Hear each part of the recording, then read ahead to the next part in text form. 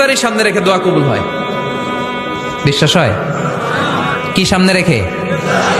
সামনে ইফতারি। বসে থাকে আমরা তৃষ্ণায় সারাটা দিন, ছাতি ফেটে যায়।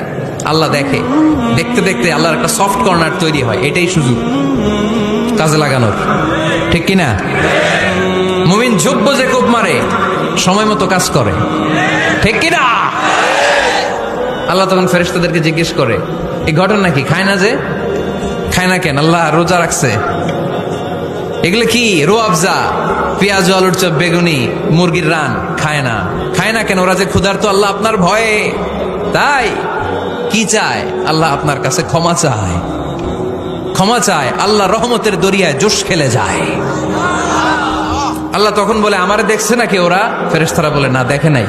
আমার জান্নাত জাহান্নাম দেখেছে? না দেখে নাই। আমারে না দেখে, জান্নাত জাহান্নাম না দেখে আমার এত ভয় করে? যাও, আজকের এই রোজার বিনিময়ে এখন বান্দা যা চাইবে সব কবুল করে নেব।